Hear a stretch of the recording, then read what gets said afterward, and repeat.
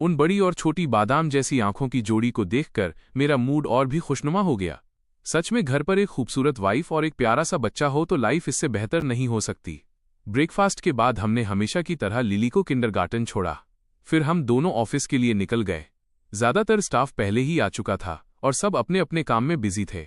Wong, शिनी और वुइंग भी जल्दी आ गए थे। वे अभी अभी एंजेला के ऑफिस से अपने कॉन्ट्रैक्ट साइन करके बाहर निकले थे। कल के मुकाबले आज उनके चेहरों की मुस्कान बिल्कुल अलग और चमकदार थी। उनमें से किसी ने कभी इमेजिन भी नहीं किया था कि किसी दिन वे वाकई ऐसी कंपनी ज्वाइन करेंगे जिसकी इतनी पहचान और चर्चा है, उस पर भी ऐसा कॉन्ट्रैक्ट साइन करना जिसके बारे में उन्होंने पहले कभी सपने में भी नहीं सोचा था। एक फ्री कॉन्ट्रैक्ट जिसमें कोई पाबंदी नहीं थी और कोई शर्त नहीं जुड़ी थी। भले ही अभी पोएटिक एंटरटेनमेंट के पास उन्हें ऑफर करने के लिए ज्यादा रिसोर्सेज नहीं थे, लेकिन हर कोई जानता था कि पोएटिक एंटरटेनमेंट का फ्यूचर बेहद शानदार है। इसकी कामयाबी की कोई लिमिट नहीं थी। सेरेना और मैं अभी ब्रेक रूम में घुसे ही थे कि मिस क्लेयर भी अंदर आ गईं। गौर करने वाली बात यह है कि मिस क्लेयर फिलहाल न सिर्फ सेरेना की मैनेजर के रूप में काम कर रही थीं, बल्कि कंपनी के ऑपरेशंस और डेवलपमेंट को भी देख रही थीं। पोएटिक एंटरटेनमेंट अभी भी ग्रो कर रहा था और जब मैनेजमेंट टैलेंट को रिक्रूट करने की बात आती थी तो मेरे स्टैंडर्ड्स काफी स्ट्रिक्ट थे। भरोसेमंद होने और स्ट्रॉन्ग कैरेक्टर के साथ साथ उनकी प्रोफेशनल काबिलियत भी टॉप टियर की होनी चाहिए थी। ऐसे लोग मिलना वाकई मुश्किल था, इसलिए मैं किसी जल्दबाजी में नहीं था। इसके अलावा कंपनी पूरी तरह से चाइनास अल्टीमेट वॉइस से जुड़ी चीजों में डूबी हुई थी और मेरे पास अभी मैनेजमेंट लेवल की हायरिंग के लिए रिक्रूट और स्क्रीन करने का समय या एनर्जी नहीं थी। Good morning miss clear. मैंने मिस क्लेयर की तरफ देखा जो पहले से ज्यादा एनर्जेटिक लग रही थी और उन्हें स्माइल के साथ ग्रीट किया। सेरेना आगे बढ़ी और मिस क्लेयर का हाथ पकड़ लिया और दोनों मिस क्लेयर के सामने बैठ गईं। सेरेना हमेशा एक छोटी बच्ची जैसी लगती थी। जब वे पहली बार मिले थे उसके मुकाबले अब वो कई साल छोटी लग रही थी। यहां तक कि उसके सफेद बालों को भी वापस काला डाई कर लिया गया था। उसके चेहरे पर मुस्कान अब और भी अक्सर दिखने लगी थी। सब कुछ एक बेहतर दिशा में बढ़ रहा था और इतना ही काफी था। Good morning mister James. कुछ चीजें हैं जो मुझे आपको बतानी है। टीम में एंटरटेनमेंट की क्वीन मुबाई को अर्जेंटली देश वापस बुला लिया गया है। वो पहले से ही ट्रेंडिंग चार्ट्स पर है। शांगशी एंटरटेनमेंट के किंग ती हुआ भी आज सुबह शांगशी बिल्डिंग में दिखाई दिए और दूसरी एंटरटेनमेंट कंपनियों के कई फर्स्ट ईयर आर्टिस्ट्स ने बेसिक तौर पर अपने बाकी काम साइड में रख दिए हैं। ऐसा लग रहा है जैसे हर कोई चाइनास अल्टीमेट वॉइस की तैयारी में पूरी जान लगा रहा है। ची हुआ और मुबाई, ये दोनों अभी राज कर रहे रॉयल्टी की तरह हैं। उन्होंने लंबे समय से टॉप स्पॉट्स पर कब्जा कर रखा है और उनका बहुत बड़ा फैन बेस है। पिछले 1 साल से एक फिल्मों की शूटिंग में बिजी था और दूसरी वर्ल्ड टूर के लिए ओवरसीज गई हुई थी। ऑनलाइन उन दोनों के बारे में चर्चा काफी कम हो गई थी, लेकिन किसी ने भी 1 सेकंड के लिए भी उनके इन्फ्लुएंस पर शक नहीं किया। बस अभी देखिए, जैसे ही उन्होंने अपना चेहरा दिखाया वे ट्रेंड करने लगे। सिर्फ वही बात सब कुछ बयां कर देती है। अब उन दोनों के अचानक लौटने और अपनी अपनी कंपनियों में दिखने के साथ और दूसरी कंपनियों के फर्स्ट ईयर आर्टिस्ट्स की हाई प्रोफाइल अपीयरेंस को देखकर ऐसा लग रहा है जैसे तूफान आने से पहले सन्नाटा छा रहा है। हवा में कुछ बड़ा होने का एहसास है। कमरे का माहौल समझने वाला कोई भी व्यक्ति समझ सकता था कि इस सिचुएशन का मतलब था कि एंटरटेनमेंट वर्ल्ड की पुरानी ताकतें पोएटिक एंटरटेनमेंट के खिलाफ मोर्चा खोल रही हैं। ऑनलाइन रिएक्शंस दो तरफा बट गए थे। दोनों तरफ के फैंस ने हार मानने से मना कर दिया। इससे पहले कि मेन प्लेयर्स ने कंपटीशन शुरू भी किया होता, नेटिजन्स पहले से ही एक दूसरे के गले पड़े हुए थे। सेरेना ग्रेट है, लेकिन मेरी क्वीन मुबाई बेस्ट है। मेरी क्वीन के लिए अनकंडीशनल सपोर्ट। मैं मानता हूं कि मुबाई की स्किल असली है, लेकिन भूलिए मत, मैंने पोएटिक को नहीं भुलाया है। पोएटिक अनबीटेबल है। मुझे बस एक बात पूछने दीजिए, क्या इस इंडस्ट्री में एक भी इंसान है जो वाकई टिक सकता है? तुम मेरे ची हुआ को कहाँ रख रहे हो? मत भूलो कि ची हुआ सिर्फ एक सिंगर नहीं है, वो एक सॉन्ग राइटर भी है। क्या मेरे ची हुआ को अब पीछे हट जाना चाहिए या पोएटिक कुछ ज्यादा ही कंफर्टेबल हो गया है? ईमानदारी से कहूं तो 1-on-1 मुझे लगता है कि जेम्स रिवर्स के अलावा पोएटिक एंटरटेनमेंट के पास वाकई कुछ नहीं है। सच बात तो यही है। एक राज करने वाला किंग और क्वीन, ये कोई हाइप नहीं है, उन्होंने इसे कमाया है। एक पोएटिक फैन होने के नाते मैं बस इतना कह सकता हूं कि पोएटिक लगे रहो। मुझे भी पोएटिक फैंस की गिनती में जोड़ लो। चाहे कुछ भी हो, मैं हमेशा उन्हें सपोर्ट करूंगा।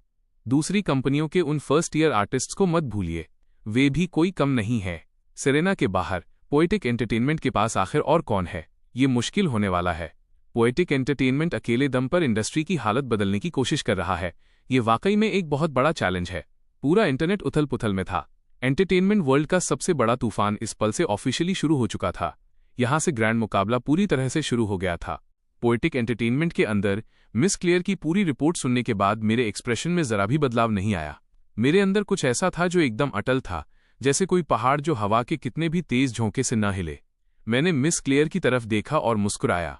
अब ये और भी इंटरेस्टिंग हो गया है।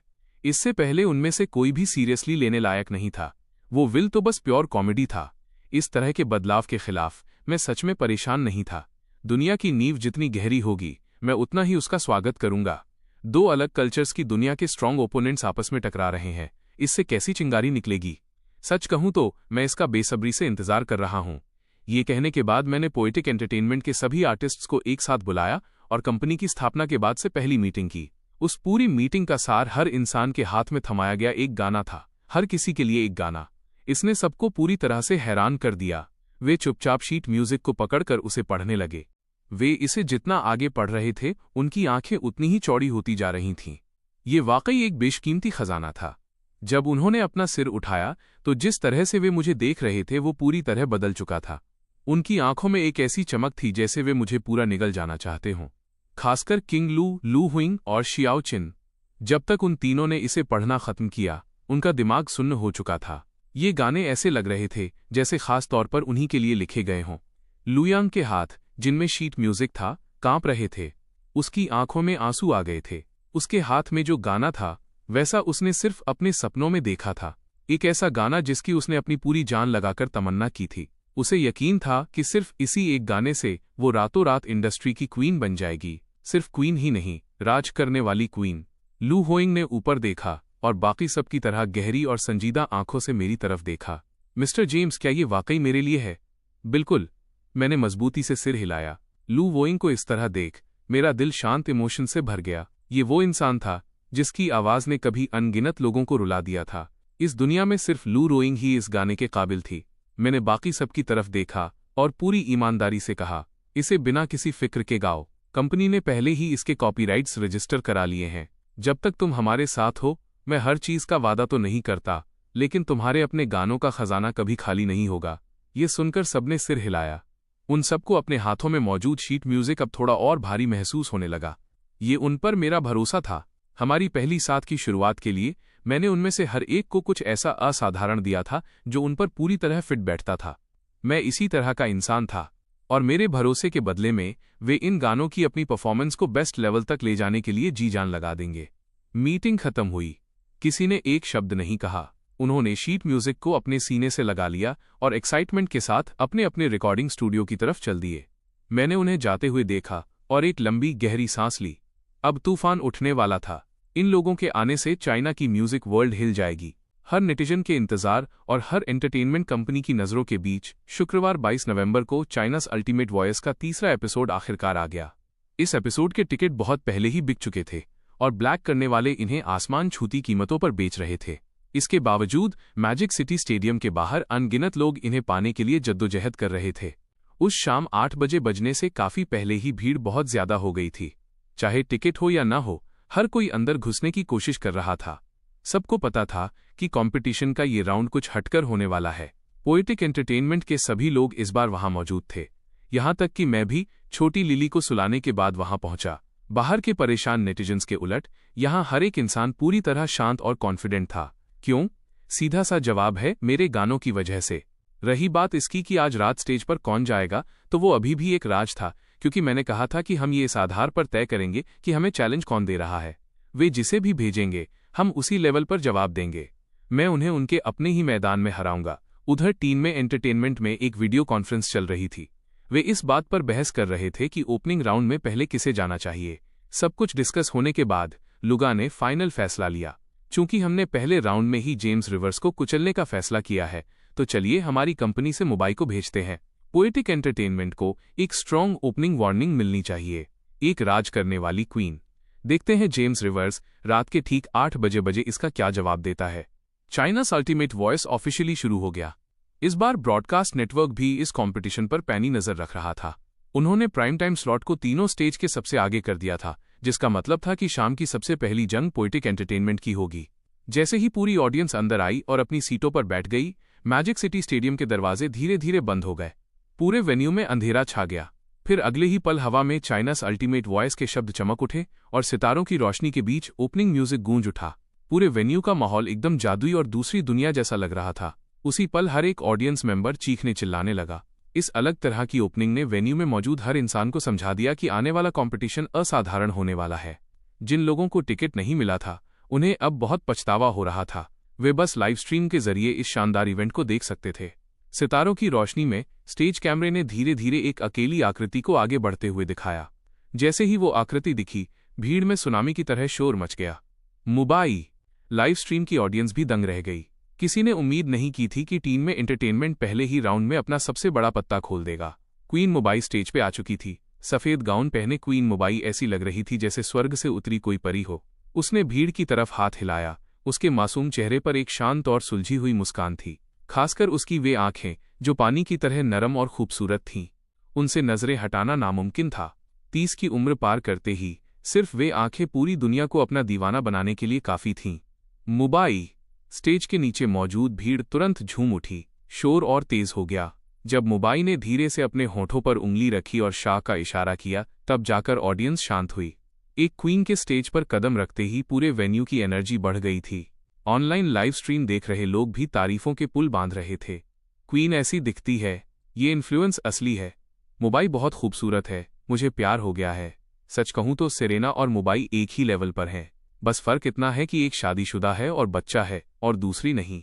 वहां वाकई कोई मुकाबला ही नहीं है। लेकिन सेरेना के पति जेम्स रिवर्स हैं। मैं उन दोनों को पसंद करता हूं।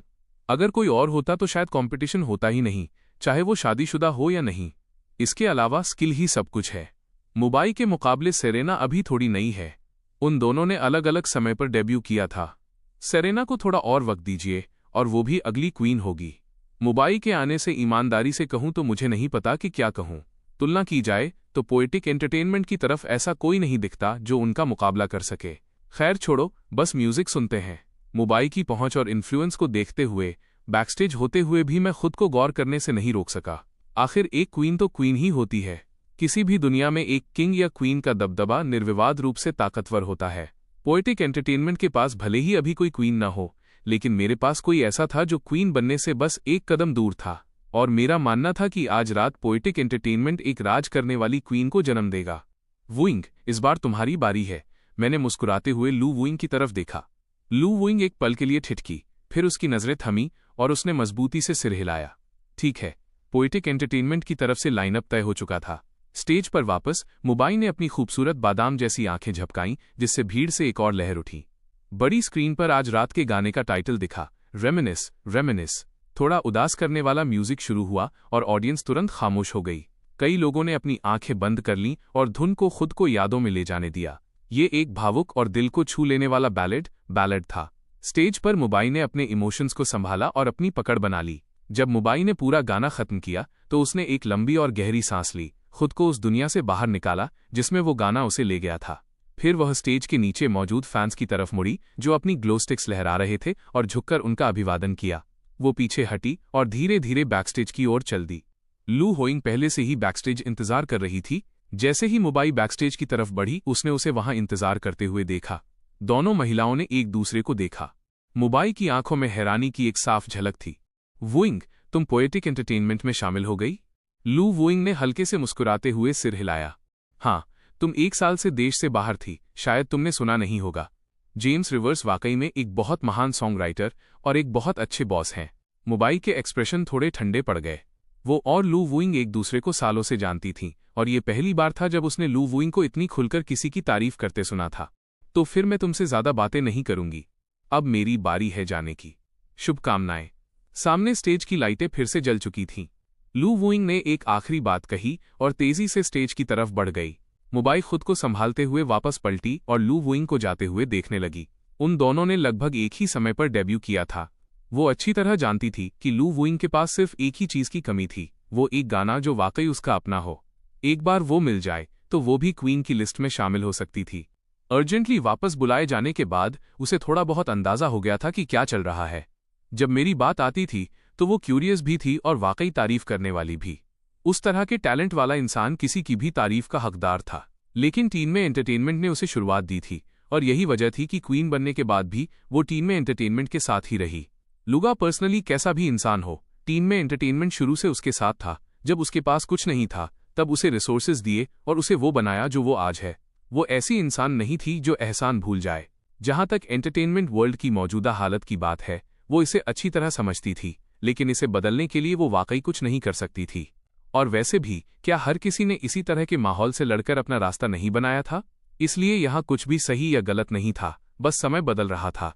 मेरी मौजूदगी शायद बदलते युग के उन मोड़ में से एक थी। अगर मैंने आगे बढ़ने की हिम्मत की थी तो मेरे पास सब कुछ झेलने के लिए पर्याप्त ताकत होनी ही चाहिए थी। मोबाई ने ये सब बहुत साफ तौर पर देख लिया था। लू होइंग धीरे धीरे स्टेज पर आई और जैसे ही वो दिखाई दी, भीड़ में हैरानी की लहर दौड़ गई। ऑडियंस को उम्मीद नहीं थी कि पोएटिक एंटरटेनमेंट की तरफ से वो आएगी। सिर्फ ऑडियंस ही नहीं, उस वक्त टीम में एंटरटेनमेंट के कॉन्फ्रेंस रूम में भी सन्नाटा पसर गया। उनके चेहरों की मुस्कान वहीं जम गई। हर कोई यकीन न करते हुए बड़ी स्क्रीन को घूर रहा था। जो वे देख रहे थे उसे एक्सेप्ट नहीं कर पा रहे थे। लू वुइंग एक ऐसी आर्टिस्ट जो कभी मोबाइल के बराबर खड़ी थी। अगर उसे वो एक गाना न मिला होता जो वाकई उसका अपना था, तो वो बहुत पहले ही क्वीन बन गई होती। खासकर लुगा, उसके हाथ में मौजूद चाय का कप इस वक्त कांप रहा था। लू वुइंग कितनी खतरनाक हो सकती है, ये उससे बेहतर कोई नहीं समझता था। टीम में एंटरटेनमेंट के चेयरमैन ने उस समय मोबाइल को उससे आगे रखने के लिए भारी भरकम पैसा खर्च किया था, अनगिनत टॉप सॉन्ग राइटर्स को बुलाया था, और आखिर में बमुश्किल एक ऐसा गाना मिल पाया जिसने मोबाइल को क्वीन की पोजीशन तक पहुंचाया। लेकिन अब लू वुइंग फिर से स्टेज पर थी और इस बार उसके पास मेरे जैसे मॉन्स्टर का साथ था। जैसे ही लुगा ने इसके बारे में सोचा, उसके अंदर एक सिहरन दौड़ गई। कुछ ही पल पहले वो जीत के प्रति पूरी तरह आश्वस्त महसूस कर रहा था और अब उसका दिल पूरी तरह से घबराहट में डूब गया था। लाइव स्टेज पर लू वुइंग ने सफेद बटन वाली शर्ट पहनी थी जिस पर गार्डेनिया की पंखुड़ियां छपी थीं और साथ में हल्के नीले रंग की प्लीटेड स्कर्ट थी। बस वहां इस तरह खड़े होकर ही उसने ऑडियंस के एक बड़े हिस्से का दिल जीत लिया था। उसके चेहरे पर वो प्यारी सी मुस्कान, जिसे एक बार देखने पर ही इंसान को तुरंत सुकून महसूस होता था। ऑफिशियल लाइव स्ट्रीम में मोबाइल के बारे में चल रहे कमेंट्स अचानक रुक गए। खामोशी छा गई। फिर स्क्रीन पर वॉल टू वॉल सिर्फ क्वेश्चन मार्क्स नजर आने लगे और उसके बाद जैसे हैरान कर देने वाले कमेंट्स का सैलाब आ गया। उस पल हर एक देखने वाला और भी ज्यादा एक्साइटेड हो गया। लू वुइंग, दोस्तों, वो एरा वाकई वापस आ रहा है। अभी मैं जो फील कर रहा हूं उसके लिए मेरे पास शब्द नहीं है। जो भी उस दौर में जिया है उसकी आंखों में इस वक्त पक्का आंसू होंगे। लू वुइंग ने वाकई पोएटिक एंटरटेनमेंट ज्वाइन कर लिया है। मैंने कभी इसे इमेजिन करने की हिम्मत भी नहीं की थी। दोस्तों, आगे जो होने वाला है मैं उसे लेकर और भी ज्यादा एक्साइटेड हो रहा हूं। इतनी उत्साही भीड़ का सामना करते हुए लू वुइंग लगभग सुन्न महसूस कर रही थी। उसे इस तरह के स्टेज पर खड़े हुए बहुत लंबा समय हो गया था। पिछले 2 सालों से वो उसे गाने की तलाश में थी और अब आखिरकार उसने उसे पा लिया था। उसी पल म्यूजिक शुरू हुआ। पूरी ऑडियंस ने एक पल में शोर मचाना बंद कर दिया। वे बिल्कुल खामोशी से सुनने लगे। स्टेज के ऊपर बड़ी स्क्रीन पर गाने का टाइटल दिखाई दिया, लेटर लेटर। म्यूजिक के साथ बहते हुए लू वुइंग ने एक गहरी सांस ली और माइक्रोफोन उठाया। ऑडियंस का हर एक मेंबर, जैसे उन्होंने ये गाना पहले भी सुना हो, खुद को साथ गाने से रोक नहीं पाया। यहां तक कि लाइव स्ट्रीम देख रहे लोग भी, चाहे वे टीवी के सामने हों या हाथ में फोन पकड़े हों, अनजाने में ही धीरे धीरे साथ गुनगुनाने लगे। जो साफ तौर पर सिर्फ एक कॉम्पिटिशन था, वो लू वुइंग के सोलो कॉन्सर्ट में बदल गया था, जहां पूरा हाउस एक साथ गा रहा था। ऑडियंस ने इसे सिर्फ एक बार सुना था, कुछ ने तो पूरा सुना भी नहीं था। फिर भी वे स्टेज पर परफॉर्मर के साथ सुर से सुर मिला पा रहे थे और हर नोट को अपनी मेमोरी से गा रहे थे। ये देखकर कंपटीशन में हिस्सा ले रहे हर आर्टिस्ट का दिल भर आया। उनके मन में एक गहरी जलन भी थी और साथ ही लू वुइंग के लिए बेहद खुशी भी। इस तरह का पल वो सीन था जिसका सपना वे सभी देखते थे। ये वो चीज थी जिसका पीछा हर आर्टिस्ट अपनी पूरी लाइफ करता है। भला ऐसा कौन सा सिंगर होगा जो इस तरह के गाने की चाहत न रखे। इस तरह के ग्लोरी वाले एक पल को पाने के लिए पूरे वेन्यू में सबकी मिली-जुली आवाजें गूंज रही थीं। आज की रात कोई पछतावा नहीं था। टीम में एंटरटेनमेंट के कॉन्फ्रेंस रूम के अंदर माहौल एकदम ठंडा पड़ चुका था। हर कोई लुगा के पीले पड़े चेहरे को देख रहा था और किसी की भी तेज सांस लेने की हिम्मत नहीं हो रही थी। पूरे कमरे में सिर्फ बड़ी स्क्रीन पर चल रहे उस फुल हाउस सिंगलोंग की आवाज गूंज रही थी। लुगा स्क्रीन पर दिख रहे उस मंजर को खाली और सूनी आंखों से घूर रहा था। एक कॉम्पिटिशन को इस तरह के माहौल में बदल देना, ऐसा लगता था कि दुनिया में मेरे लिखे गाने के अलावा कोई और गाना ऐसा नहीं कर सकता। चेयरमैन लुगा, ये सिर्फ एक राउंड है, इसे इतना दिल पर लेने की जरूरत नहीं है। हमें उनके टैलेंट के बारे में पहले से पता था। हमारी स्ट्रैटेजी कभी भी सिर्फ इस एक राउंड पर टिकी नहीं थी। इसलिए अपना दिमाग शांत रखिए। और वैसे भी रिजल्ट अभी तय नहीं हुआ है ना? मोबाइल के पास अभी भी चांस है। उसका गाना भी किसी से कम नहीं है। यह टिन शिंशी था जिसने आखिरकार शांति तोड़ी। उसके चेहरे पर शांति थी, अगर उसने मेरे टैलेंट को इतनी साफ तौर पर नहीं समझा होता तो उसने मुझे पिछली बार इतनी आसानी से वहां से बाहर नहीं जाने दिया होता। लुगा ने एक लंबी और गहरी सांस ली। उसे मानना पड़ा कि वो वाकई विचलित हो गया था। उसने मेरे लिए अपने मन में इज्जत का लेवल बार बार बढ़ाया था, फिर भी हकीकत यही साबित कर रही थी कि उसने अभी भी जेम्स रिवर्स को उतना क्रेडिट नहीं दिया था जिसका वो हकदार था, जिसे उसने एक तरफा जीत समझा था। उसे बिना किसी बड़े ड्रामे के शांति से खत्म कर दिया गया था। ठीक है, रिजल्ट का इंतजार करते हैं। अगर मुंबई हारती है तो हम तब डिस्कस करेंगे कि अगले 2 राउंड्स के लिए किसे आगे आना चाहिए, स्टेज पर किसे जाना चाहिए। उस पल मैजिक सिटी स्टेडियम में फुल हाउस सिंगलोंग खत्म हो चुका था। अब बस ऑडियंस के हाथ धुन के साथ धीरे धीरे लहरा रहे थे। उनकी आंखों में गहरी भावनाएं थीं और वे स्टेज की ओर देख रहे थे, लू वुइंग की तरफ, जिसकी आंखों से आंसू बह रहे थे। लू वुइंग उस पल में शब्दों से परे भावुक थी। एक सिंगर के तौर पर स्टेज पर खड़े होकर ऐसे पल का गवाह बनना, उसने अपनी लाइफ बिना किसी पछतावे के जी ली थी।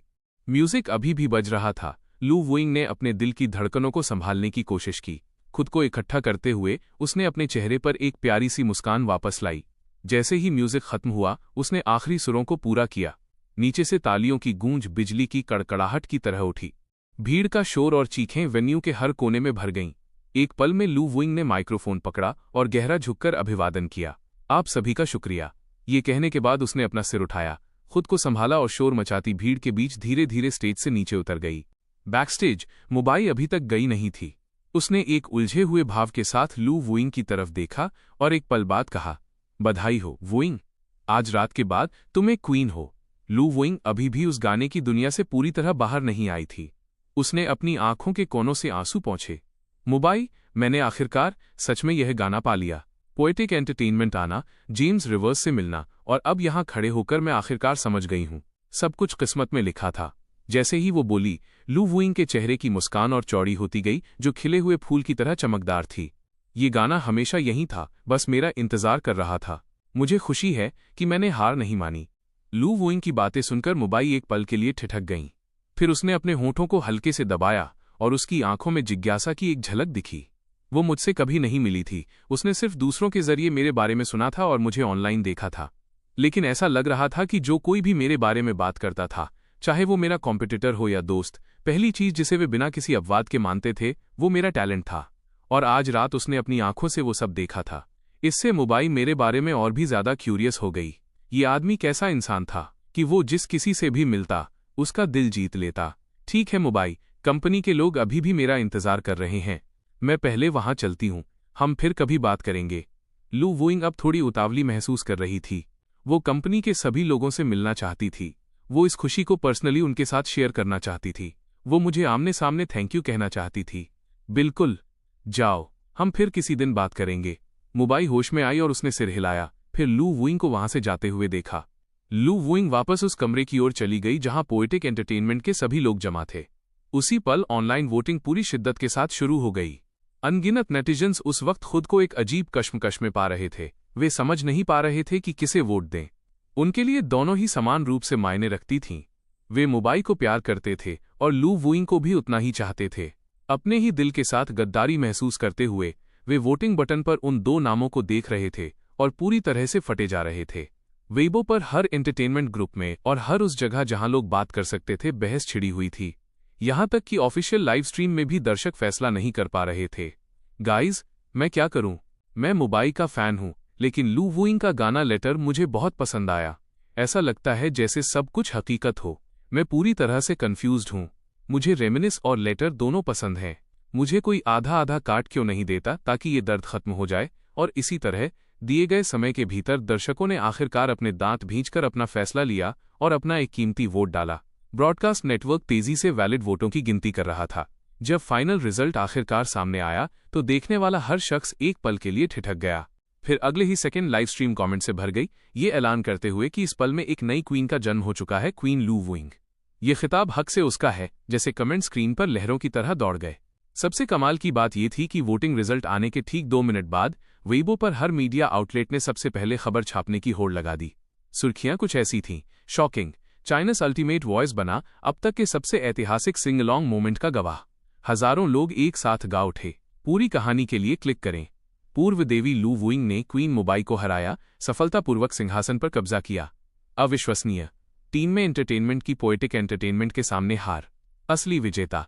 हर तरह की ध्यान खींचने वाली हेडलाइंस ने हर बड़े प्लेटफॉर्म को भर दिया। वो मीडिया जो इतने समय से गायब था, आखिरकार फिर से सामने आ गया।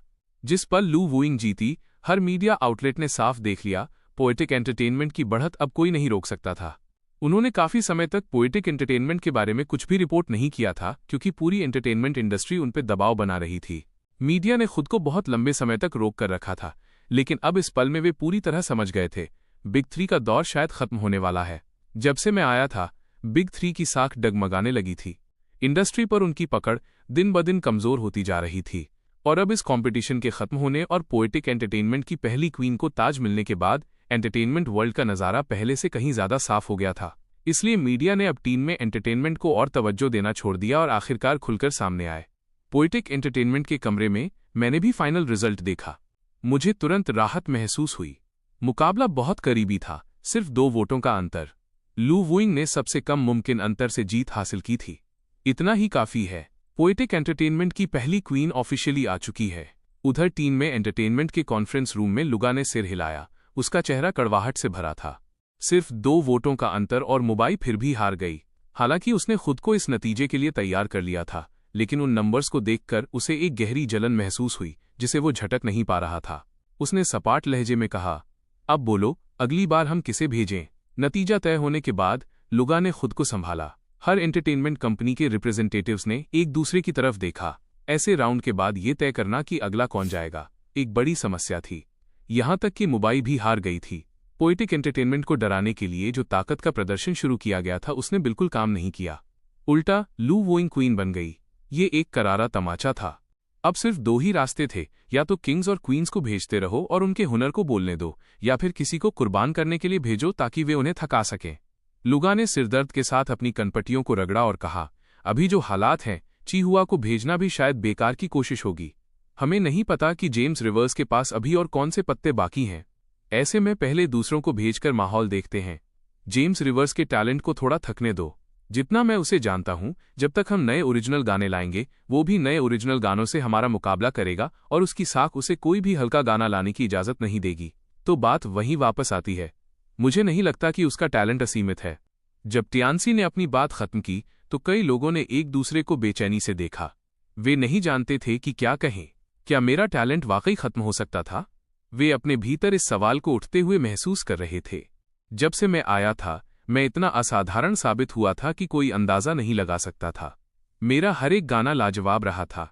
अब तक मैंने कितने बेहतरीन ट्रैक रिलीज कर दिए थे। इसने सबको अनिश्चितता में डाल दिया था। लेकिन फिलहाल ये सब कुछ आजमाने और बेहतर की उम्मीद करने जैसा था, क्योंकि वॉर ऑफ एट्रिशन, थकाने वाली जंग के अलावा उनके पास कोई बेहतर प्लान नहीं था। एक कंपनी रिप्रेजेंटेटिव ने बेबसी के साथ कहा, चेयरमैन, जो भी अगला जाएगा हम आपके पीछे चलेंगे। जो भी अगला जाएगा उसे इंटरनेट पर बुरी तरह निशाना बनाया जाएगा। पिछले राउंड में जो हुआ, उसके बाद उम्मीदें आसमान छू रही हैं। अगर अगला शख्स उस लेवल को मैच नहीं कर पाया, तो उसे ऑनलाइन पूरी तरह तबाह कर दिया जाएगा। हाँ, मुझे पता है कि तुम सब किस बात से डरे हुए हो। अगले राउंड के लिए हम ये करेंगे, हमारी कंपनी से यी या वाई या को भेजते हैं। वो सिर्फ एक 3rd टियर आर्टिस्ट है। उसे एक ओरिजिनल गाना दो और उसे वहां मुकाबला करने दो। उसे एक बफर की तरह इस्तेमाल करेंगे, ताकि उसके बाद आप जिन 1st टियर आर्टिस्ट्स को भेजेंगे, उन्हें ऑनलाइन उतनी बुरी तरह न झेलना पड़े। टियान्सी के बात खत्म करते ही हर कंपनी रिप्रेजेंटेटिव ने राहत की सांस ली। उनकी अपनी कंपनियों में 1st टियर आर्टिस्ट्स उनकी सबसे बड़ी संपत्ति थे, और वे वाकई अपने टॉप टैलेंट को वहां कुर्बान नहीं करना चाहते थे। और बस इसी तरह शेंगशी एंटरटेनमेंट बिल्डिंग में ई या वाई या, जो अभी भी लाउंज में बैठकर शो देख रही थी, उसे अचानक एक नोटिस मिला। अपनी ही धुन में खोई हुई ई या को कुछ समझ नहीं आया, जब उसे कंपनी ने तुरंत मैजिक सिटी स्टेडियम पहुंचने का समन थमा दिया। अब तक मैजिक सिटी स्टेडियम के बाकी 2 स्टेजों पर जंग छिड़ी हुई थी, लेकिन वहां दर्शकों की तादाद काफी कम हो गई थी। हर कोई अभी भी लेटर के खुमार में डूबा हुआ था और पोएटिक एंटरटेनमेंट के अगले राउंड का बेसब्री से इंतजार कर रहा था। जब तक ई या मैजिक सिटी स्टेडियम के बैकस्टेज पहुंची, उसे धीरे धीरे समझ आने लगा कि क्या हो रहा है। उसे मुकाबले के लिए भेजा जा रहा था। उसके चेहरे का रंग तुरंत उड़ गया, यहां तक कि उसके चेहरे पर लगे बड़े टोट सनग्लासेस भी टेंशन की वजह से थोड़े टेढ़े हो गए थे। उसने कंपटीशन देखा था और वो अच्छी तरह जानती थी कि पिछला राउंड कैसा था। वो 2 क्वींस के बीच की लड़ाई थी और अब उसे भेजा जा रहा था। क्या ये उसे सीधे सीधे बलि का बकरा बनाने जैसा नहीं था? ऊपर से उसके हाथ में जो गाना था, उसकी उसने एक बार भी प्रैक्टिस नहीं की थी। इस गाने को अभी परफॉर्म करना मतलब बर्बादी की गारंटी थी। गुस्से में ईया ने तुरंत मालियांग को कॉल किया, लेकिन नतीजे ने उसे अपना फोन तोड़ने पर मजबूर कर दिया। उस घटिया आदमी ने ऐसे वक्त में अपना फोन स्विच ऑफ कर रखा था। अभी कुछ ही समय पहले उसने कस्में खाई थीं कि वो उसे दुनिया में ऊपर ले जाने में मदद करेगा, और अब ये देखो। इस बीच बाकी 2 स्टेजों के रिजल्ट आ चुके थे और मुकाबला एक बार फिर उस स्टेज पर लौट आया जहां पोएटिक एंटरटेनमेंट खड़ा था। वेन्यू में मौजूद भीड़ फिर से शोर मचाने लगी। वे सब ये देखने के लिए बेताब थे कि इस बार पोएटिक एंटरटेनमेंट को कौन चैलेंज करेगा और वे किस तरह का म्यूजिक लेकर आएंगे। बैकस्टेज ईया ने बस अपनी आंखें बंद की, एक गहरी सांस ली और कांपते पैरों के साथ स्टेज की ओर चल पड़ी। अब वो समझ चुकी थी कि ये कंपनी के ऊपरी मैनेजमेंट का फैसला है और उसके पास इसे बदलने की कोई ताकत नहीं है। स्टेज पर लाइटें जल उठीं और भीड़ के शोर के बीच ईया ने स्टेज पर कदम रखा। जैसे ही उसने अपनी आंखें खोलीं और सामने उम्मीदों से भरी हजारों आंखों को देखा, उसकी आंखों से आंसू निकलने को बेताब हो गए। हे भगवान, ये डरावना है। अगर ये उसका अपना कॉन्सर्ट होता तो वो इतनी उत्साहित भीड़ को देखकर 7वें आसमान पर होती, लेकिन ये कॉम्पिटिशन था और वो इसके लिए बिल्कुल भी तैयार नहीं थी। नीचे भीड़ का जोश देखकर वो अंदर से टूट रही थी। उसके मन में कंपनी के प्रति नफरत का गुबार उठने लगा। उसे पता था कि आज के बाद उसका करियर खत्म है। नफरत का बीज उसके दिल में गहराई तक समा गया। ईया ने सूनी आंखों के साथ माइक्रोफोन उठाया। म्यूजिक ऑफिशियली शुरू हुआ और फिर शुरू हुई उसकी लड़खड़ाती और अटकती हुई गायकी। स्टेज के नीचे जो ऑडियंस उम्मीदों से भरी थी, उनकी उम्मीदें एक पल में धराशायी हो गई। पूरे वेन्यू में बूइंग बूइंग की लहर दौड़ गई। ऑफिशियल लाइव स्ट्रीम में अनगिनत दर्शक कीबोर्ड वॉरियर्स बन गए और उसे बुरी तरह ट्रोल करने लगे। Oh my God! जैसे ही इसने मुंह खोला, मैं तो डर ही गया। क्या तुम कोई शैतान हो? इतनी हिम्मत कहां से आई कि स्टेज पर खड़े होकर हमें ये कचरा सुना रही हो? और मुझे लगा था कि दिग्गजों का दौर वापस आ गया है।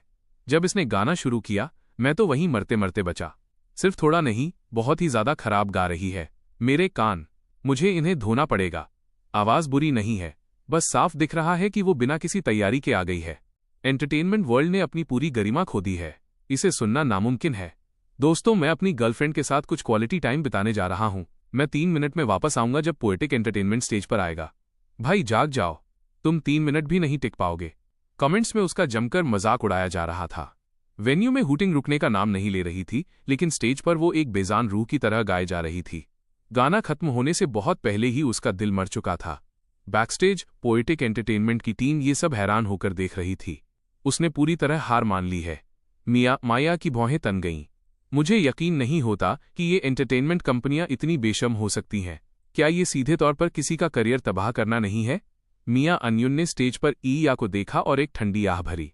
उसे देखकर उसे ऐसा लगा जैसे वो अपने ही उस मुस्तकबिल की झलक देख रही हो जो उसका होता अगर वो शेंगशी एंटरटेनमेंट में रुक जाती। कैपिटल पूंजीवाद ऐसा ही होता है, हमेशा लोगों को पूरा निगल जाता है और पीछे कुछ नहीं छोड़ता। हूटिंग और शोर शराबे के बीच गाना खत्म हुआ। ईया बिना किसी भाव के स्टेज से उतर गई। मेरी आंखें सिकुड़ गईं। मुझे महसूस हुआ कि उन लोगों ने जो किया वो आर्टिस्ट्स और खुद म्यूजिक की बेइज्जती थी। मिया अन्युन, ये राउंड तुम्हारा है। उन्हें दिखाओ कि असली म्यूजिक क्या होता है। उन्हें बताओ कि म्यूजिक के प्रति सही नजरिया क्या है। ठीक है। मिया अन्युन ने सिर हिलाया और स्टेज की तरफ कदम बढ़ाए। उस पल जब वो और ईया एक दूसरे के पास से गुजरी, ईया के चेहरे पर कोई भाव नहीं था और मिया अन्युन के चेहरे पर भी कोई भाव नहीं था। दोनों ने एक दूसरे की तरफ देखा तक नहीं, फिर भी उन दोनों के दिलों में एक साथ एक तेज हलचल हुई। दोस्तों, मैं वापस आ गया। क्या पोएटिक एंटरटेनमेंट अभी तक नहीं आया? ऊपर वाले भाई, अभी 3 मिनट भी नहीं हुए। 3 मिनट? 3 मिनट में कुछ फर्क नहीं पड़ता। खुद को संभाल लो। मैं सोच रहा हूं कि पोएटिक एंटरटेनमेंट इस बार कौन सा गाना लाएगा। चलो भाई, जल्दी स्टेज पर आओ। पोएटिक की बात करें तो मुझे हमारी पोएटिक नन्ही प्रिंसेस की याद आ रही है। हमारी बेबी को देखे हुए काफी वक्त हो गया। वो यहाँ है। मिया अन्युन ने भी पोएटिक एंटरटेनमेंट ज्वाइन कर लिया है। ओ माय गॉड, मेरी यूनियन यहाँ है। ये तो सपने जैसा है। सबकी उम्मीदों के बीच मिया अन्युन बेहद ग्रेस के साथ स्टेज पर आई, जिसे देखकर भीड़ की तरफ से हैरानी और खुशी का शोर उठा। ये वाकई बहुत पोएटिक एंटरटेनमेंट वाला अंदाज था। हर बार वे एक अलग तरह का सरप्राइज लेकर आते थे। स्टेज के पीछे ईया, जो अभी तक वहां से गई नहीं थी, उसने वेन्यू से आ रहे शोर को सुना। उसका दिल बार बार बैठने लगा। उसने आखिरकार मुड़कर देखा। मशहूर स्टेज पर मिया अन्युन को देखकर, जो सिर्फ सिंपल कैजुअल कपड़ों में थी, ईया की नजरों में वो बिना किसी मेहनत के भी बेहद एलिगेंट लग रही थी। खासकर मिया के चेहरे पर वो गहरा और अटूट कॉन्फिडेंस देखकर एक पल के लिए ईया की आंखों के सामने धुंधलापन छा गया। उसने अपनी नजरें फेर लीं और फिर देखने की हिम्मत नहीं जुटा पाई। उसे डर था कि वो चमक उसके दिल को चीर देगी। कभी वो भी ऐसी ही थी, फ्यूचर के सपनों से भरी हुई, स्टेज के लिए सम्मान रखने वाली और म्यूजिक के प्रति पूरी तरह ईमानदार। लेकिन रास्ते में कहीं न कहीं सब कुछ बदल गया था। एक बार जब उसने कैपिटल की ताकत देख ली तो उसका मासूम दिल गाने की चाहत से हटकर किसी भी कीमत पर ऊपर चढ़ने और उसके लिए कुछ भी कर गुजरने की तरफ मुड़ गया। और अंत में वो इस मोड़ पर आ खड़ी हुई। स्टेज पर म्यूजिक शुरू हो चुका था। सिर्फ इंट्रो की उस खूबसूरत धुन से ही ईया समझ गई थी कि ये एक और लाजवाब गाना है, लेकिन अब इन सब चीजों का उससे कोई लेना देना नहीं था। आज की रात के बाद म्यूजिक वर्ल्ड में उसके लिए कोई जगह नहीं बचने वाली थी। ईया ने अपने सनग्लासेस उतारे। उसकी आंखों से दो खामोश आंसू धीरे से ढलक गए। एक पल बाद उसने वापस अपने चश्मे पहने, अपनी ठुड्डी ऊपर उठाई और अपने चेहरे पर एक ऐसा संकल्प लेकर जो पहले कभी नहीं दिखा था, वहां से मुड़कर चली गई। स्टेज पर मियां अन्युन का दिल भी उतना ही बेचैन था। अभी जब वो और ईया एक दूसरे के पास से गुजरी थीं, तो उसे अपने डेब्यू के शुरुआती दिन याद आ गए। तब जिस ईया को वो जानती थी वो बिल्कुल उसी की तरह थी, एक प्यारी मुस्कान वाली जवान लड़की जिसका म्यूजिक के लिए प्यार मियां से कम नहीं था। लेकिन अब वे दोनों बिल्कुल अलग रास्तों पर निकल चुकी थीं। ये एंटरटेनमेंट वर्ल्ड रंगाई के उस बड़े मटके की तरह है जिसमें इंसान को पहचानना मुश्किल हो जाता है। म्यूजिक शुरू होते ही मियां होश में आई। उसकी आंखों में पहले से कहीं ज्यादा मजबूती थी। अब वो भी उस मटके से बाहर निकल चुकी थी। सेरेना से मिलना, मुझसे मिलना और पोएटिक एंटरटेनमेंट से जुड़ना, ये उसकी खुशकिस्मती थी। और अब वो आने वाले हर गाने को अपनी पूरी जान लगाकर गाएगी। स्टेज के ऊपर बड़ी स्क्रीन पर गाने का टाइटल आ चुका था। एक और ओरिजिनल गाना, पोएटिक का एक और मास्टरपीस। ऑडियंस म्यूजिक के साथ झूम रही थी और अपनी ग्लो स्टिक्स लहरा रही थी। कुछ लोग तो रिदम के साथ अपनी पूरी बॉडी हिला रहे थे। हर चेहरा उम्मीद से भरा था। इस गाने ने सुनने वाले हर शख्स को ये समझा दिया कि आज की रात वाकई एक खूबसूरत तबाही की रात थी। इस समझ की कीमत एक ऐसा दर्द था जो कभी पूरी तरह खत्म नहीं होगा। जिन्होंने वाकई प्यार किया और उसे खोया है, वही जान सकते थे कि ये गाना क्या कह रहा है। किसी को गहराई से चाहने के बाद उसे छोड़ना कौन बर्दाश्त कर सकता है, लेकिन जिसे थामा न जा सके उसे कभी पकड़ा नहीं जा सकता। आखिर में आप बस मुस्कुरा सकते हैं और उसे आज़ाद कर सकते हैं। स्टेज पर गायकी जारी थी और कोई नहीं जानता था कि इसी वक्त ईया ने मीडिया और पुलिस से कांटेक्ट कर लिया था और सबूतों का एक सेट उन्हें सौंप दिया था। ईया जानती थी कि उसका फ्यूचर खत्म हो चुका है। चूंकि सब कुछ खत्म हो ही गया था, तो वो अंत से पहले पागलपन का एक आखिरी पल जीना चाहती थी। इसे उन फैसलों का प्रायश्चित कह लीजिए जो उसने इन सालों में लिए थे। ईया जानती थी कि एक बार ये चीजें सामने आ गईं तो उसकी अपनी हालत और भी खराब हो जाएगी, लेकिन उसे कोई पछतावा नहीं था। वो शेंगशी एंटरटेनमेंट को भी अपने साथ नीचे खींचने वाली थी। शेंगशी एंटरटेनमेंट ने उसके साथ यही कर्ज रखा था। जब मीडिया को जानकारी मिली तो वे एक पल के लिए सन्न रह गए, खासकर ईया द्वारा भेजी गई तस्वीरों और दस्तावेजों को देखकर। वे शब्दों से परे हिल गए थे। ये बहुत बड़ी खबर थी। वे तुरंत ईया की लोकेशन की तरफ भागे। ईया ने अपने सनग्लासेस उतार दिए थे। वो अपने तैयार किए हुए कमरे में बिल्कुल शांत बैठी थी। जब सारा मीडिया वहां पहुंच गया तो वो आखिरकार धीरे से बोली, चूंकि आप सब यहाँ हैं तो मैं शुरू करती हूँ। जैसा कि आप देख सकते हैं, शेंगशी एंटरटेनमेंट के कुछ सीनियर लोग, खासकर बोर्ड मेंबर मालियांग, अपनी पोजीशन का फायदा उठाकर ईया पर अनस्पोकन रूल्स थोप रहे हैं। जैसे ही वो बोली, मीडिया ने एक एक शब्द रिकॉर्ड किया। हर कैमरा ईया पर टिका था। उसके मुंह से निकलने वाला हर नाम एंटरटेनमेंट वर्ल्ड का जाना माना और सम्मानित नाम था। सिर्फ अनस्पोकन रूल्स ही नहीं, बल्कि कंपनी के फंड्स का गबन, टैक्स चोरी और कई अन्य खुलासे भी थे। रिपोर्टर्स के हाथ कांप रहे थे। जब तक पुलिस आई और ईया को ले गई, तब तक मीडिया ने एक गहरी सांस ली और अपने हाथों में मौजूद रिकॉर्ड्स, तस्वीरों, दस्तावेजों और वीडियो को अविश्वसनीय नजरों से देखा। बाकी आरोप सही हैं या गलत, ये वेरीफाई होना बाकी था, लेकिन अनस्पोकन रूल्स वाला हिस्सा शक से परे था, क्योंकि ईया ने जो वीडियो दिया था उसमें शेंगशी एंटरटेनमेंट के बोर्ड मेंबर मालियांग और उनके साथ जुड़ी हर गंदी हरकत साफ तौर पर दर्ज थी। एंटरटेनमेंट वर्ल्ड के लिए ये एक बहुत बड़ी घटना थी। इस बार शेंगशी एंटरटेनमेंट की परतें एक एक करके उधड़ने वाली थीं। पुलिस के जाने के बाद मीडिया भी तेजी से वहां से निकल गया। उन्हें ये खबर तुरंत पब्लिश करनी थी। यह बेशकीमती ट्रैफिक था।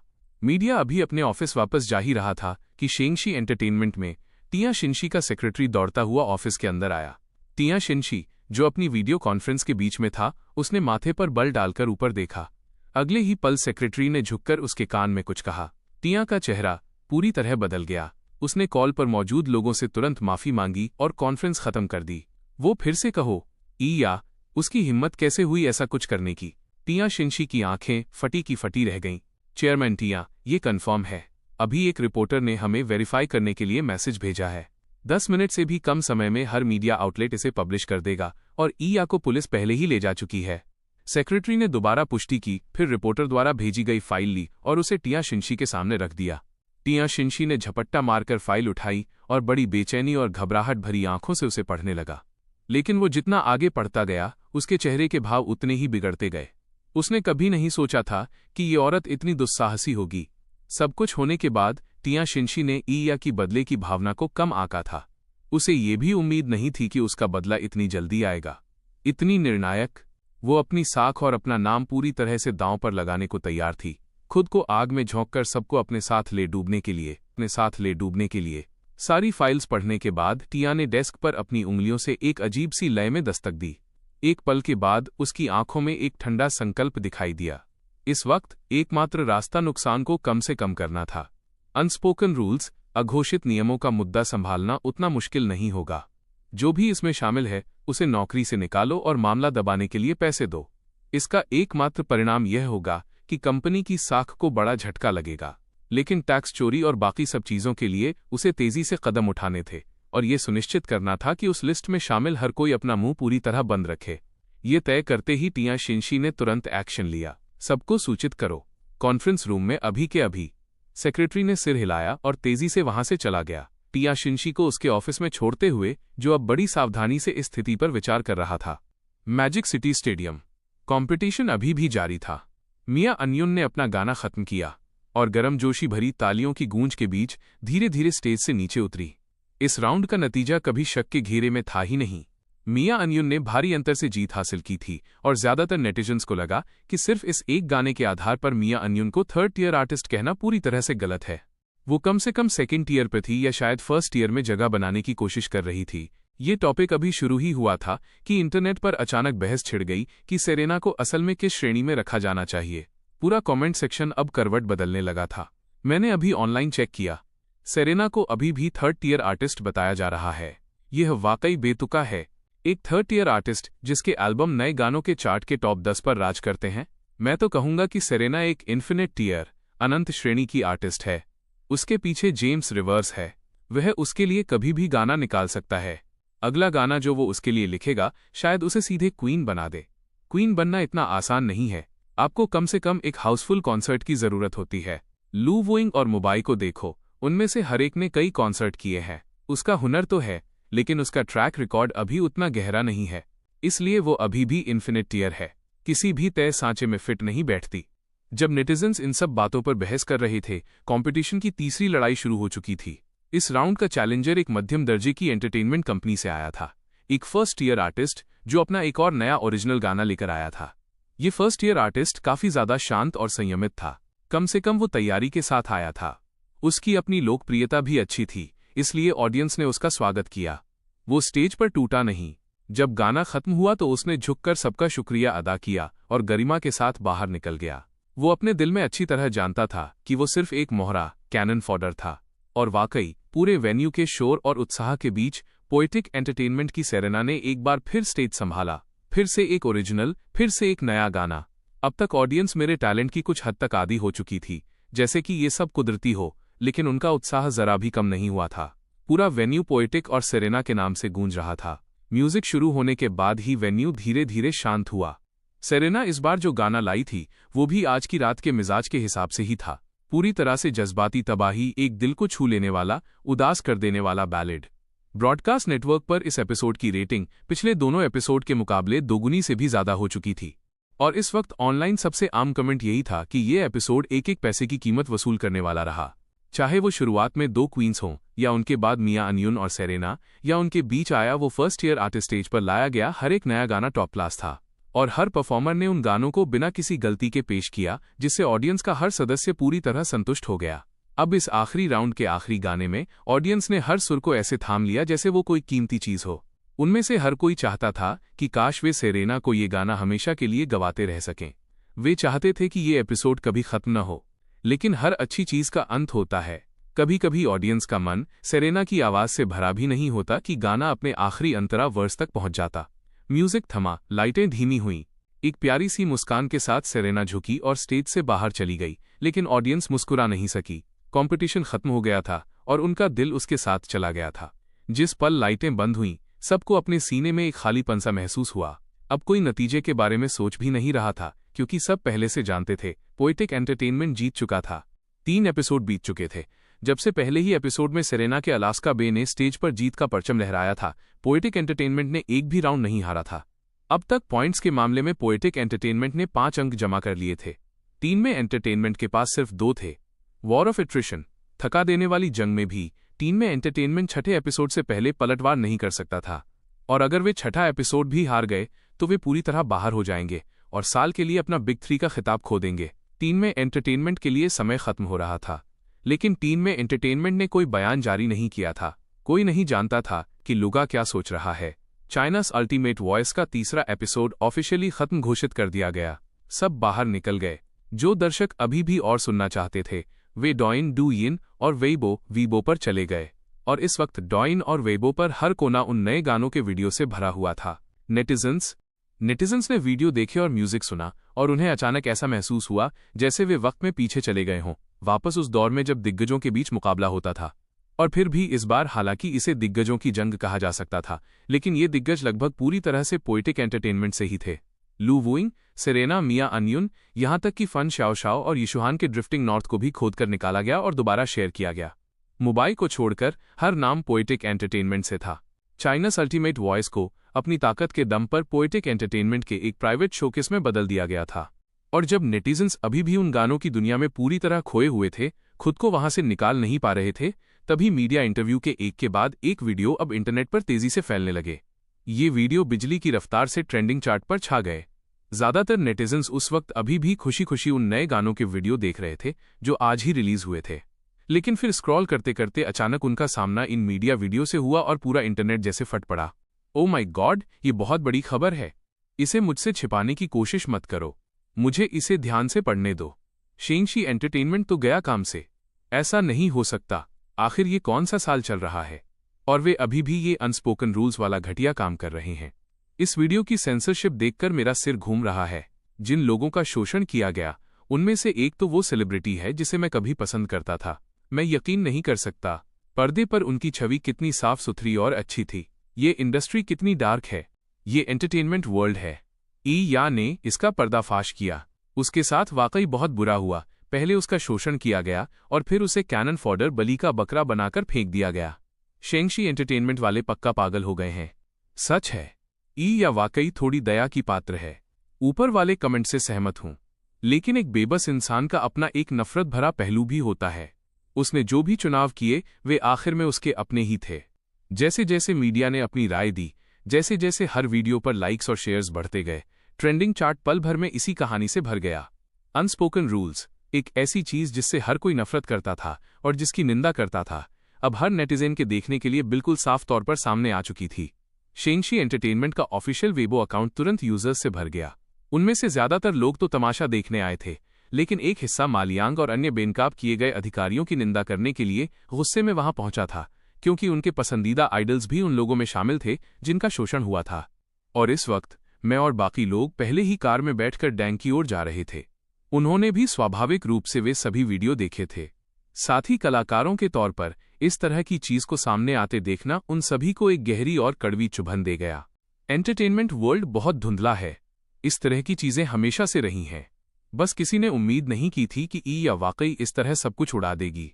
जैसे ही ये बाहर आया, उसका भविष्य पूरी तरह खत्म हो गया, फुना ने भारी मन से कहा। उसने इस इंडस्ट्री के निचले स्तर पर बहुत समय बिताया था। उसने ऐसी कहानियां दूसरों से कहीं ज्यादा सुनी थीं। मिया अनयुन ने भी अंदर ही अंदर एक ठंडी आह भरी। एक ऐसे माहौल में, एंटरटेनमेंट वर्ल्ड जैसे माहौल में भला कितने लोग अपनी असल पहचान को बचाकर रख पाते हैं। ओ भाई, ये देखो, एक और बड़ी खबर आई है, और इस बार तो अधिकारियों ने खुद दखल दिया है। यिहान, जो बिना रुके स्क्रॉल किए जा रहा था, अचानक चिल्लाया और अपना फोन ऊपर उठा लिया। हर कोई तुरंत फिर से अपने फोन की ओर मुड़ा, और वे जितना पढ़ते गए, उनके चेहरे के भाव उतने ही बदलते गए। ये वाकई बहुत बड़ी घटना है। अब कानून का शिकंजा कसने वाला है। अभी नेटिजन शेंगशी एंटरटेनमेंट के अनस्पोकन रूल स्कैंडल से उबर ही नहीं पाए थे कि कई बड़े ऑफिशियल मीडिया आउटलेट्स ने भी इससे जुड़ी डेवलपमेंट्स को कवर करना शुरू कर दिया। इसने लोगों के गुस्से को और भड़का दिया। पता चला कि ये सिर्फ अनस्पोकन रूल्स तक सीमित नहीं था, बल्कि इसमें टैक्स चोरी और कई अन्य समस्याओं की एक लंबी कड़ी जुड़ी हुई थी। हालांकि शेंगशी एंटरटेनमेंट ने आनन फानन में एक इमरजेंसी स्टेटमेंट जारी किया कि संबंधित व्यक्तियों को हिरासत में ले लिया गया है और वे पूरी तरह से सहयोग करेंगे, फिर भी ये जनता के आक्रोश की लहर को नहीं रोक सका। तुम बिग 3 में से एक हो, इतनी बड़ी कंपनी और इतने सारे लोग गलत काम कर रहे हैं, और तुम कह रहे हो कि तुम्हें पता ही नहीं था। 2 घंटे के भीतर शेंगशी एंटरटेनमेंट की साख अपने सबसे निचले स्तर पर पहुंच गई। यहां तक कि कंपनी के शेयर की कीमतें भी बुरी तरह गिरने लगीं। लेकिन सबसे डरावनी चीज जनता का शोर नहीं थी। सबसे डरावनी बात यह थी कि अब अधिकारियों ने मोर्चा संभाल लिया था। जैसे ही पूरे एंटरटेनमेंट इंडस्ट्री में कड़ी जांच क्रैकडाउन का ऐलान हुआ, पोएटिक एंटरटेनमेंट को छोड़कर हर दूसरी कंपनी सन्न रह गई। आखिर कौन सी कंपनी है जिसके पास छिपाने के लिए कुछ नहीं है? खैर, अब वक्त आ गया है। प्रशासन सब कुछ साफ करने के लिए अंदर आ चुका है। हम तो गए। वक्त बीतता गया। एक के बाद एक बड़ी खबरें आती रहीं। दिन गुजरते गए। इंटरनेट पर अभी भी हलचल मची हुई थी, लेकिन एंटरटेनमेंट इंडस्ट्री एक अभूतपूर्व भूकंप का सामना कर रही थी।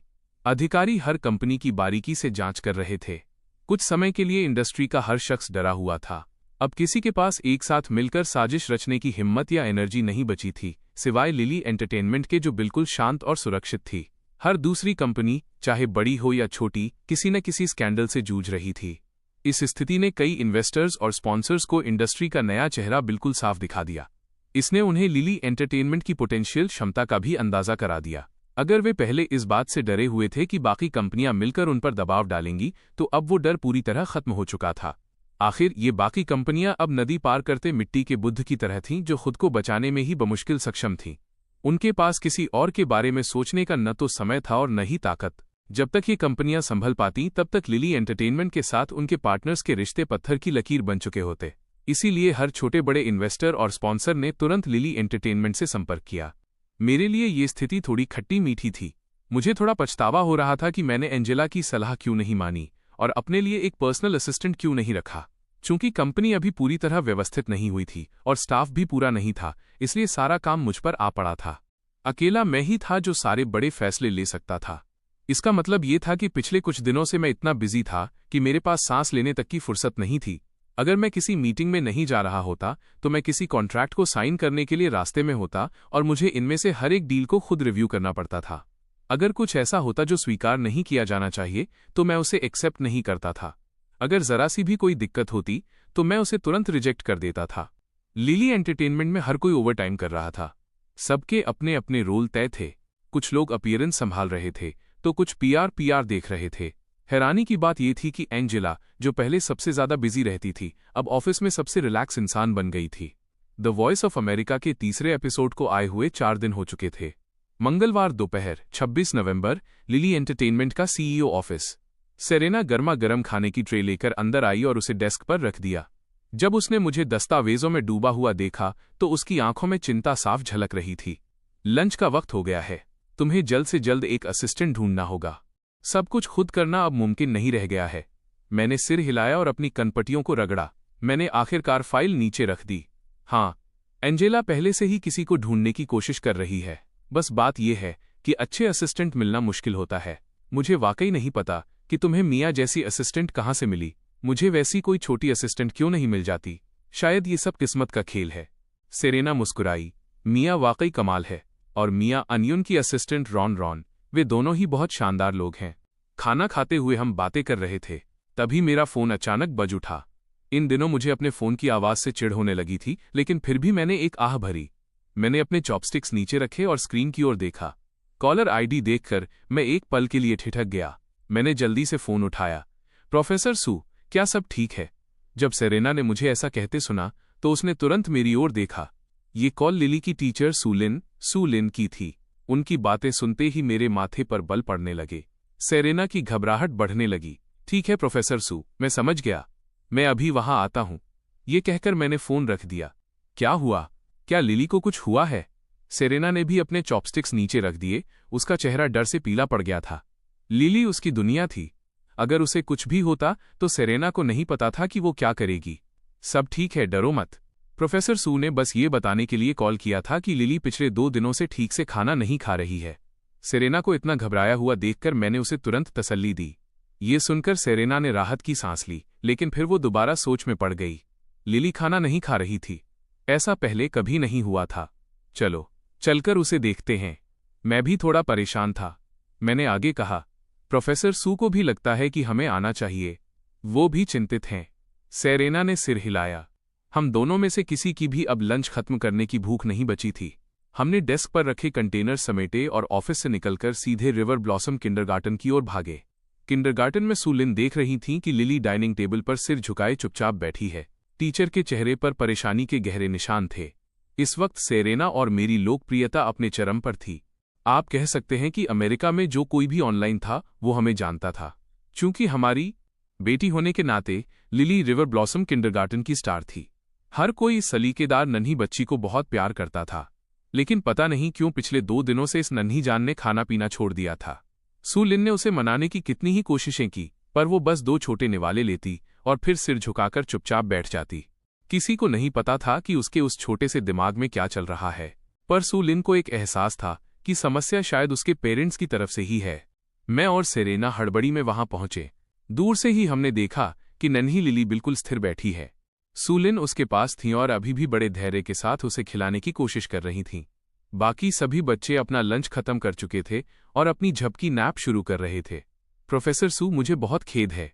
लिली वाकई आपको बहुत परेशान कर रही है। जैसे ही हम पास पहुंचे, मैंने सबसे पहले सू लिन से माफी मांगी। फिर मैंने घुटनों के बल बैठकर लिली को गोद में उठा लिया। लिली, पिछले कुछ दिनों से क्या हो रहा है? तुम अपनी टीचर की बात क्यों नहीं मान रही हो? जो बच्चे बात नहीं मानते वे शरारती कहलाते हैं, तुम्हें पता है ना? जब लिली ने हमें आते देखा तो उसकी बड़ी बड़ी आंखों में चमक आ गई। जैसे ही मैंने उसे उठाया, उसने अपनी बाहें मेरी गर्दन के चारों ओर लपेट लीं और मुझे छोड़ने को तैयार नहीं थी।